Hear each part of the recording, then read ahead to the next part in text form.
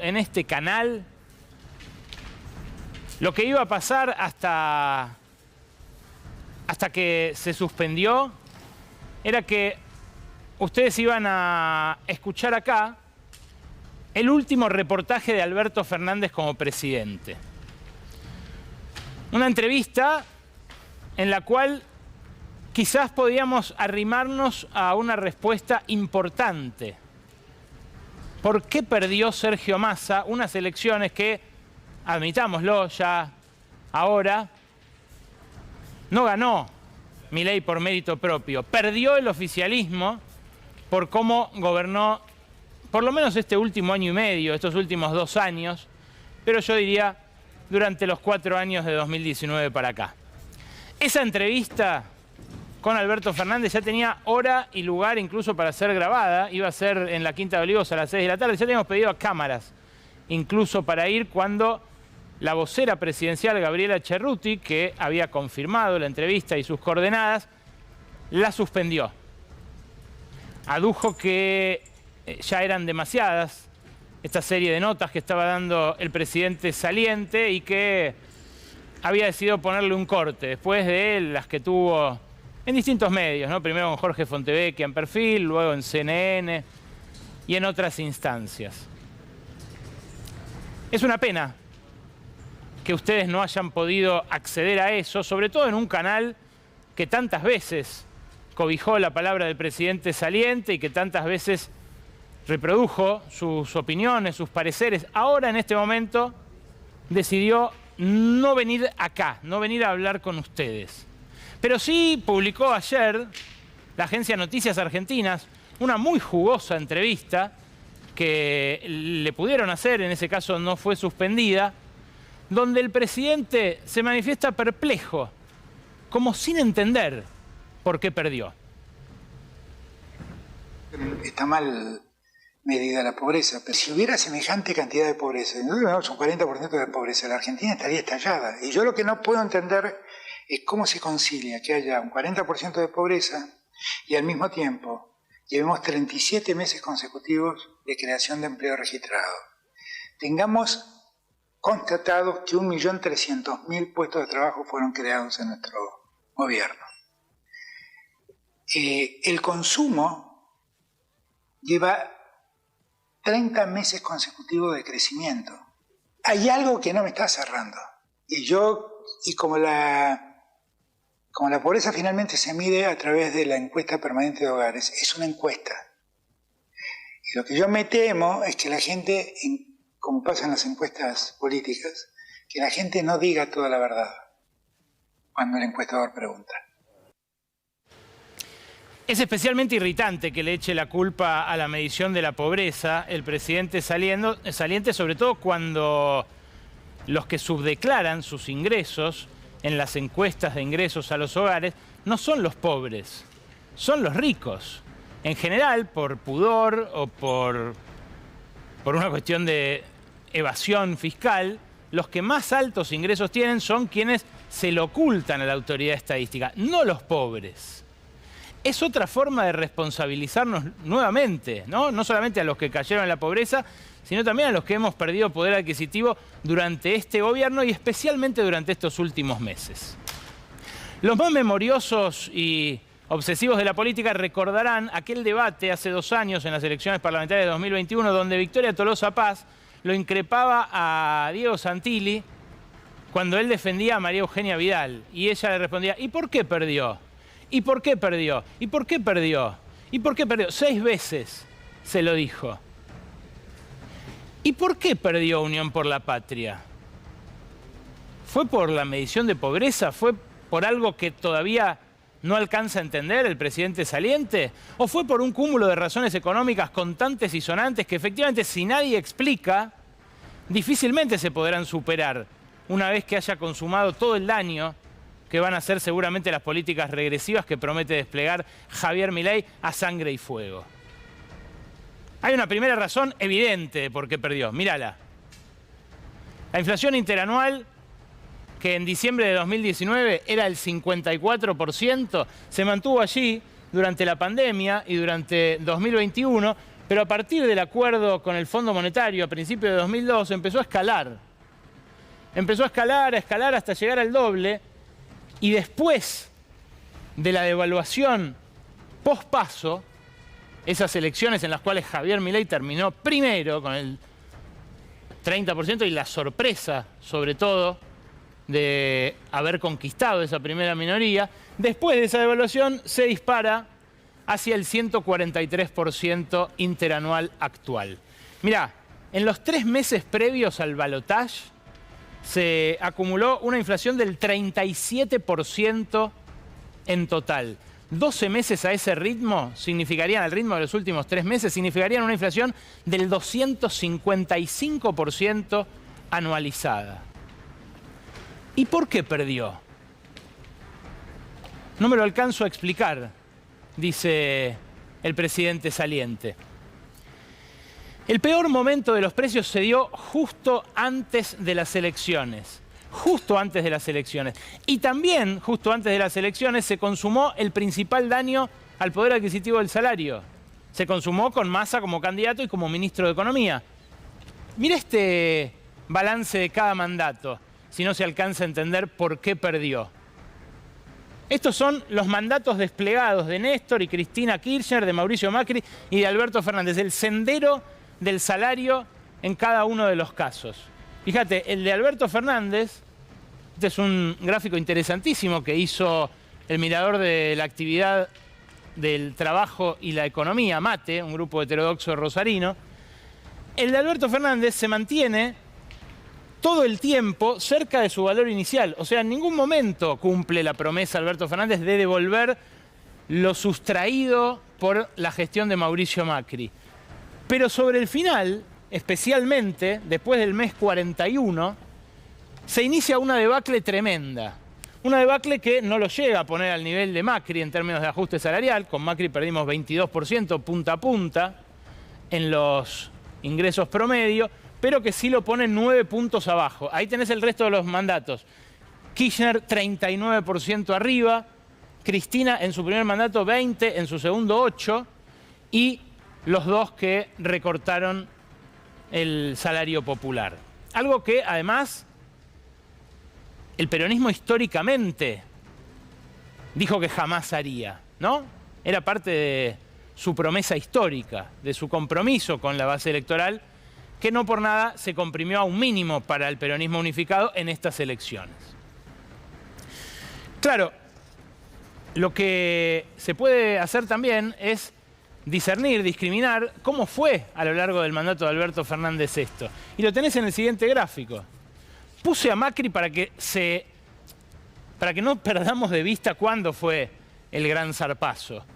Pero durante la primera mitad de la gestión de Alberto Fernández, con Martín Guzmán, aún con Martín Guzmán ajustando a destiempo, recortando el gasto en la primera mitad de 2021, justo antes de las elecciones de medio término, venía recuperando, poquito, una décima parte de lo perdido, pero recuperando. En el interregno de Batakis y en la gestión de Sergio Massa como ministro y candidato, el saldo fue esos casi 10 puntos abajo. Y repito, acá se ve específicamente la gestión de Massa. Una gestión que se caracterizó además por las concesiones a los ricos y a los sectores de trabajadores de mayores ingresos. Se los puedo decir yo acá porque cuando salió el dólar soja, lo explicamos hasta con un pizarrón que era injusto y que era emitir una tonelada de pesos para ceder ante la extorsión de los que no liquidaban las divisas. Cuando fue el recorte y la eliminación luego del impuesto a las ganancias, dijimos que es algo regresivo. Ahora se ve concretamente porque esos trabajadores que ganaban 1,5 millones de pesos, que tuvieron por ahí 500.000 más durante estos últimos meses, son la contracara del estatal provincial de 150 lucas o 200, que ahora no sabe si va a cobrar el aguinaldo. Porque una cosa se financia con la otra. Y evidentemente la gestión de Massa fue una gestión regresiva en términos de su esquema económico. Massa se ufanaba, recuerdo, al principio de su gestión, de qué bien le estaban saliendo las cosas para ser abogado. La historia demostró que hacía falta un macroeconomista. y no solamente alguien que desplegara poder y que infundiera terror entre quienes osaban criticarlo de algún modo durante la campaña. No es el único responsable Alberto Fernández, no lo es tampoco Sergio Massa, porque, como vimos antes, Martín Guzmán tuvo una gestión de mediocre para arriba ahora, comparándola con la de Sergio Massa, pero no tenía toda la botonera completa que sí tuvo Massa. Massa manejó desde la aduana hasta YPF, pasando por aerolíneas y por todos los demás ministerios. Alberto Fernández fue casi un presidente a la europea, despoderado en este año y medio último. Y Massa no tuvo, sobre todo, el bloqueo sistemático del kirchnerismo que sí padeció antes Martín Guzmán y que maniató durante la primera mitad del mandato a Alberto Fernández en muchos sentidos. En muchos sentidos. Sin que esto lo haya obligado, por supuesto, a marchas atrás vergonzantes como la de la expropiación de Vicentín, donde Macri por primera vez le dobló la mano, ¿no? Desde el yate en el Mediterráneo, muy cerquita de donde descansó Martín Insaurralde, dicho sea de paso. Fíjense la doble vara. ¿Quién puede pasar sus noches en yates en el Mediterráneo y quién no?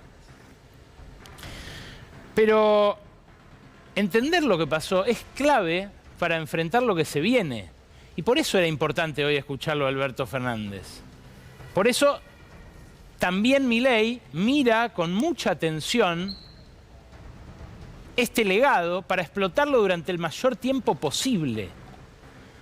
No es casual que haya salido ese sector del establishment tan regresivo y sus personeros humoristas sin humor a hablar de la remera del no hay plata.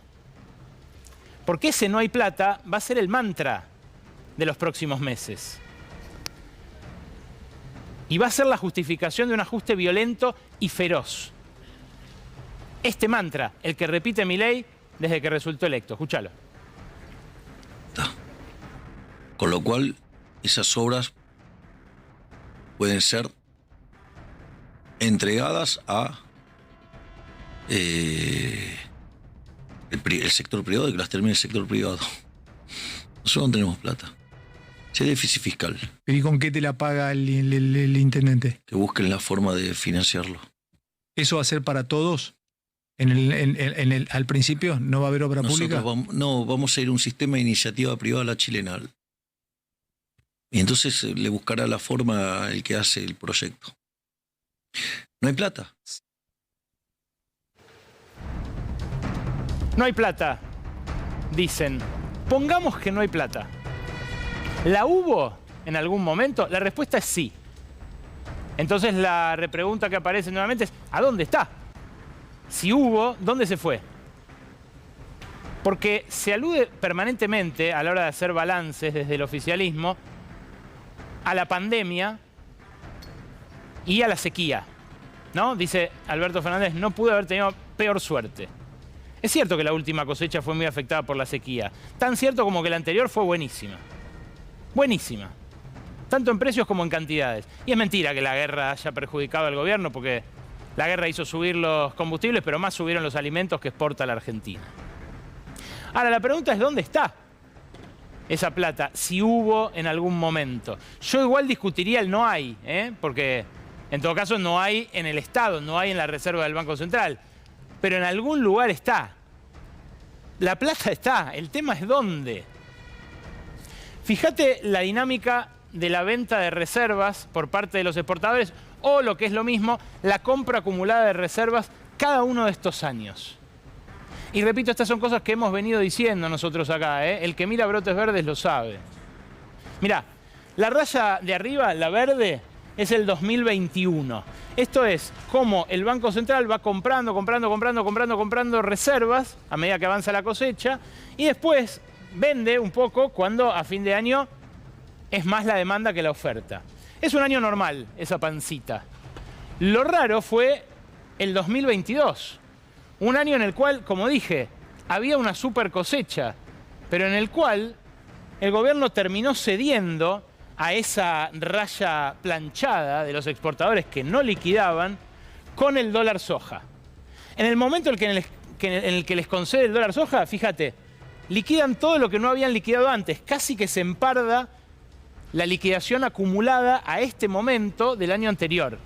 Y después se cruzan, terminan iguales, porque hay una capacidad de ensilado, una capacidad para especular, pero no es infinita. Y además hay necesidades por parte de quienes producen de hacerse del líquido para volver a iniciar el ciclo. ¿Qué pasó en el último año? En el último año fue neto negativo todo el tiempo.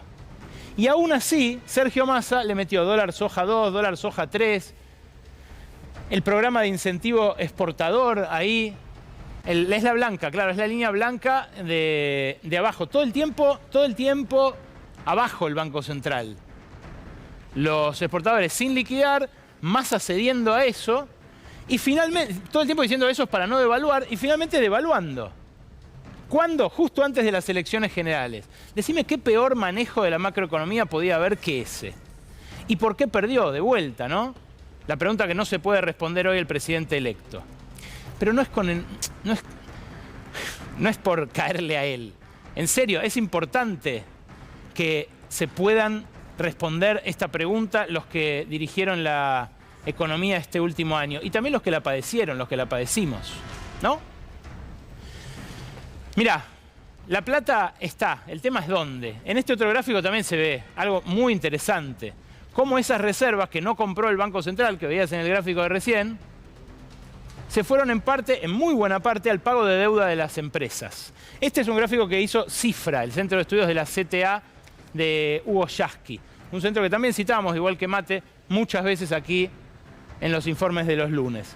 Lo que ves arriba es el stock de deuda en amarillo, el stock de deuda del sector privado argentino, no financiero, con el extranjero. Sacamos los bancos acá, por cómo se computan las cuentas nacionales. Estos son los grandes grupos argentinos, ¿eh? Me refiero a Pérez Compán, Carroca, a Pampa Energía, a Molinos, a YPF también, a empresas con participación estatal. Esa deuda de las empresas con el exterior, fíjense, había llegado a un pico con Macri, aquellos 45.000 millones de dólares. ¿Por qué? Bueno, porque con Macri se endeudó todo el mundo. Las provincias, la nación, las empresas. Abajo, en la línea verde, lo que ves son los pagos por intereses y préstamos financieros. Cuando están abajo de la línea horizontal, son pagos netos que hizo Argentina con dólares oficiales del Banco Central. Todo el gobierno de Alberto Fernández hubo salida muy copiosa de dinero para que las empresas grandes paguen sus deudas con el exterior. ¿Esos dólares los pagaban al blue, los pagaban al contado con liqui, los pagaban al dólar bolsa? No, los pagaban al oficial. Y aun cuando esta compra de dólares oficiales, acá lo ven, ¿no? Son como 8.000 promedio por año, son 30 y pico de mil millones de dólares. Las empresas bajan su deuda, la bajan fuerte, pero la bajan 7.000 millones. ¿Dónde está el resto? Buena pregunta para hacerle a quienes condujeron nuestra hacienda durante estos últimos años. Porque fue uno de los lugares por donde se escurrió ese pago de deudas, muchas veces intraempresa. Imagínate vos, una empresa que se endeuda con su casa matriz, que le dicen, no te doy dólares oficiales para que le compres insumos a tu casa matriz, pero sí para que le pagues deudas. Ah, bueno, ok. Y aparece el certificado de deuda, ¿no?, de la casa matriz diciendo, debe tanto. Y va al Banco Central y se lo paga al oficial. En esa pelea Miguel Pese, Martín Guzmán, Matías Culfas, el kirchnerismo que terciaba ahí, Alberto Fernández, en esa pelea se consumió aquella super cosecha, la de antes de la sequía. De vuelta, ¿y por qué perdió? Hay, además, algo más grave, que es que llegó al subsuelo la cantidad de reservas con Sergio Massa. Acá tenés las reservas netas y acá tenés el derrotero que siguieron. Obviamente me dirán, sí, ese fue el año de la sequía. Pero fíjense cómo perfora la línea del cero y termina ahí abajo, en los casi 13.000 millones de dólares negativos de reservas netas, porque lo que decía Massa es no freno la actividad, no freno la economía y sigo forzando la máquina generando importaciones de insumos para que no eche nadie gente. Claro, la contracara era esa inflación del 143%. De vuelta, el Estado, cuando no acumula reservas en una economía bimonetaria como la Argentina, cede poder. ¿Quién tiene poder? El que se las queda. Por una o por otra vía. Fíjate el gráfico siguiente porque ahí se termina de redondear la mala praxis. La deuda por importaciones acumulada, encima de todo esto, aumentó vertiginosamente hasta llegar casi al 60% de las importaciones anuales. O sea que a las empresas les dieron dólares para pagar deuda y dejaron que se endeuden más comercialmente con sus proveedores, dólares que ahora van a pedir de vuelta y que van a cobrarnos a nosotros, la parte importada, al precio ya no del oficial pretérito al cual compraron dólares para pagar deuda, sino al que surja de la devaluación de Milei, digo. Una devaluación que, dijo Guillermo Franco, puede ir a 650 de los actuales 380 el oficial, pero que en realidad va a depender mucho de lo que anuncien la semana que viene. Y vamos a eso. Vamos a eso. En minutos, en segundos ya. Vamos a hablar de la década del 90 con Jorge Yoma y con Freddy Storani. Pero hace un siglo y medio, Carlos Marx escribió que la historia se repite, primero como tragedia y después como una miserable farsa. Yo no sé cuánto va a tener de farsa y cuánto de tragedia el siglo que viene, pero lo que sí tengo claro es que quieren repetir una historia, la historia del menemismo. Una historia a la cual, bueno, remite claramente algunas de las designaciones. Es en un punto también una remake del macrismo, un macrismo sin inhibiciones. Milei habla todo el tiempo críticamente de estos dos personajes que tengo aquí atrás como los destructores del macrismo más puro. Jaime Durán Barba y Marcos Peña, dice él, ellos destruyeron a Macri. ¿Por qué? Bueno, porque lo contenían. Lo que se viene en un punto es un macrismo desinhibido, frontalizado. Pero también un intento de hacer revivir aquellos años 90. Hay un protagonista que se repite en todos estos ciclos, que es Daniel Scioli, ¿no? Supimos que va a seguir siendo embajador en Brasil. También supimos que Flavia Rollón, que viene a ser secretaria de Energía con Massa, va a ser secretaria de Minería con Javier Milei. Ahí se ven también los intereses permanentes, ¿no?, que navegan todos los campamentos políticos. Pero hay algo de simbólico que busca Milei que me parece se plasmó en otro personaje de esta semana, Martín Menem, el sobrino, hijo de Eduardo Menem, que estuvo aquí con nosotros este año conversando, igual que Carlos Corach, cuando empezábamos a pensar, che, ¿qué hay en los 90 que empieza a resonar en Milei? Bueno, acá tenés a Martín Menem y a Rodolfo Barra. Rodolfo Barra fue miembro de aquella corte de la mayoría automática hasta que lo expulsa Menem a pedido de Alfonsín, un poco en el Pacto de Olivos. Termina Rodolfo Barra igual siendo ministro de Justicia del propio Carlos Saúl y lo terminan sacando también de ahí cuando se conoce su pasado en la organización nacionalista Tacuara, filonazi, en los años 60. Claro, la DAIA ahora dice que lo perdonó ya a Rodolfo Barra. En todo caso, más sintomático que su juventud antisemita sea su rol en aquella corte. Creo que tenemos una foto de la corte ya sin él, la de la mayoría automática, la de los 9 miembros, que cuando asume Néstor Kirchner desplaza muy fácilmente, muy rápidamente, porque, bueno, habían hecho un montón de cosas difíciles de defender en los juicios políticos.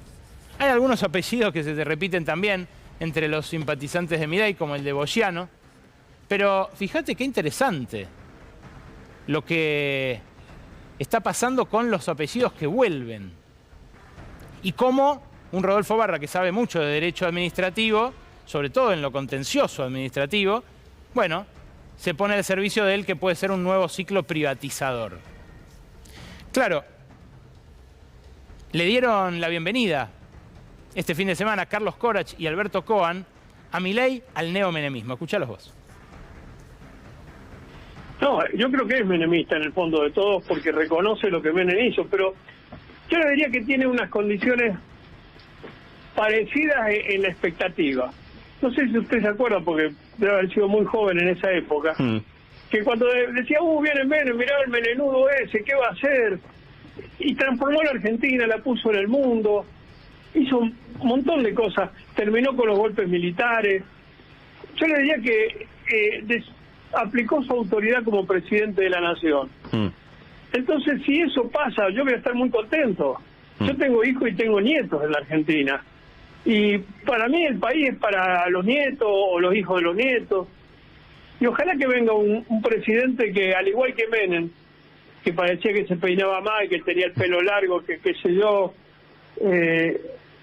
y transformó la Argentina. Ojalá que este presidente, al que algunos han cuestionado por su aspecto y no por sus acciones, pase lo mismo. Esperémoslo, démosle tiempo. Acá tenemos una gran facilidad, esto como con Messi. No quiero comparar a Milei con Messi, pero con Messi era pecho frío, esto, lo otro, hasta que ganó el campeonato del mundo y ahora resulta que es lo que siempre fue, un gran jugador. Bueno, démosle el crédito del tiempo. Más allá de afinidades estéticas como las que destaca Kohan, más allá del pedido de ayudarlo, como el que hizo Susana Jiménez, otro personaje emblemático de los 90 respecto de Milei este fin de semana, hay algo que Menem no hacía y que Milei empezó a hacer al toque que ganó, incluso antes, diría yo. Es separar a los argentinos de bien de los otros. Algo que a mí me resulta particularmente interesante, porque también es un eco de otros tiempos. Escuché cómo lo hace el presidente electo. Javier, ¿sos presidente, sí o no? Parece que sí.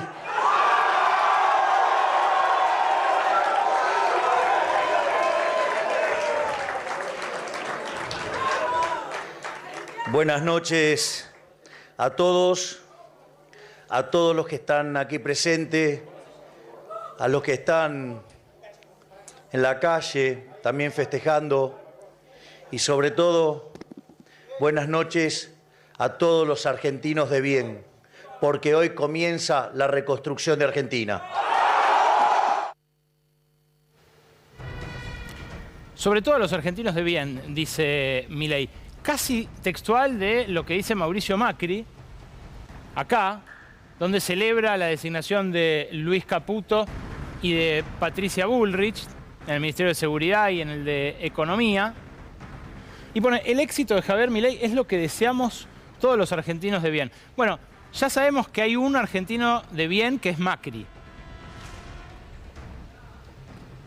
Pero sabemos que hay otro que también se autopercibe argentino de bien, que es Luis Caputo. Mirá, gracias Javier Milei por confiar en mi persona para ayudar en este tan difícil momento del país. Vamos a dejar todo para darle una alegría a todos los argentinos de bien que tanto se lo merecen.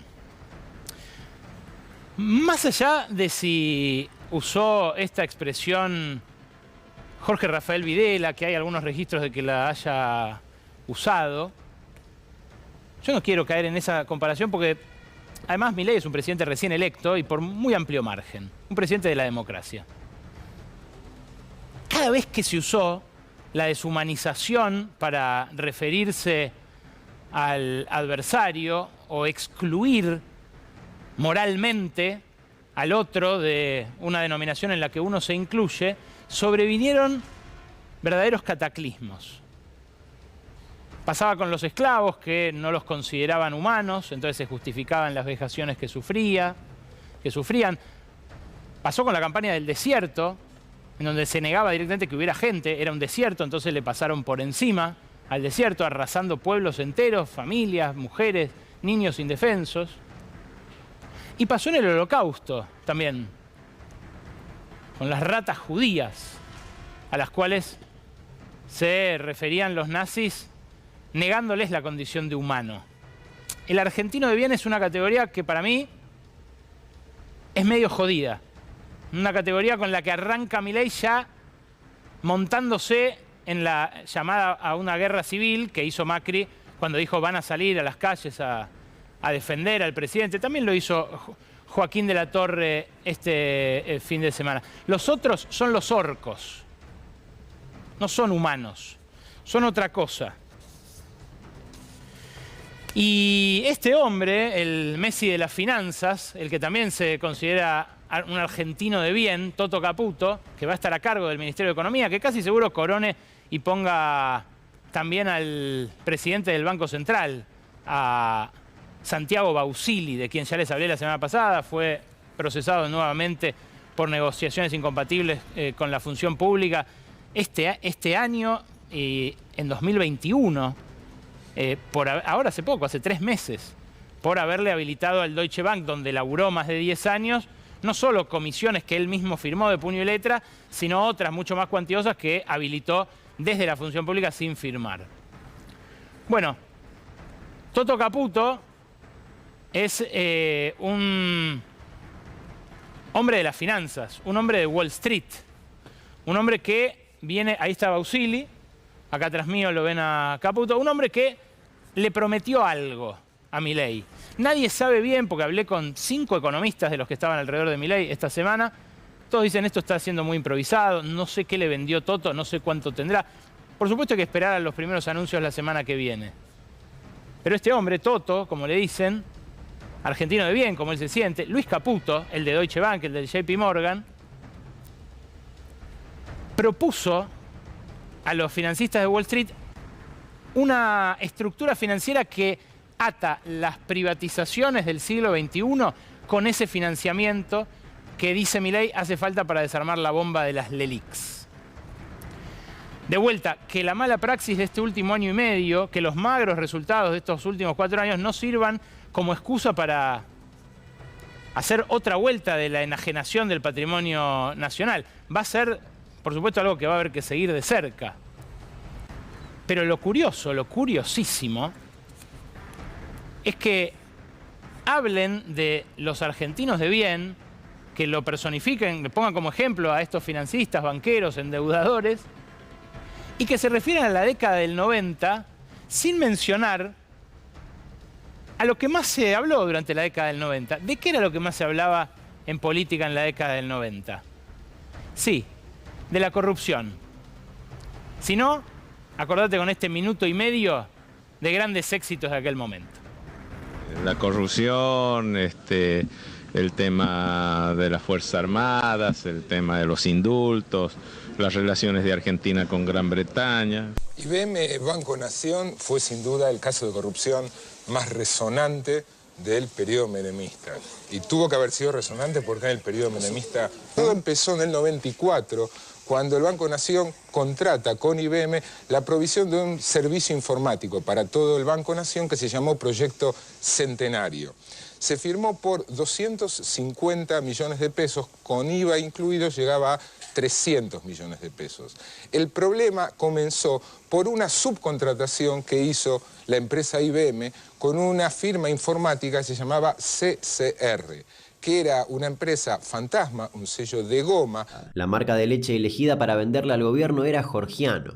En noviembre de 1991, el Plan Nacional Materno-Infantil se puso en marcha y comenzó su distribución. Pero había un pequeño problema. Sumum, o mejor dicho, Sastre y Era, estos fabricantes de leche, no tenían la capacidad ni la infraestructura para poder hacer esos 2 millones de kilos que necesitaban. Por lo tanto, solo el 10% del total se producía en Argentina. El otro 90% se importaba. ¿De dónde? De algún lugar de Europa. Se descubrió que el cargamento llegaba desde Holanda y Francia en bolsas de 25 kilos sin marca, sin fecha de elaboración y mucho menos sin fecha de vencimiento. Aquí estamos repasando algunas imágenes porque todo comenzó en aquella jornada, el 3 de noviembre de 1995 a las 8:55. 3 explosiones desencadenaron la tragedia que dejó como saldo fatal 7 víctimas, más de 300 vecinos heridos y daños millonarios.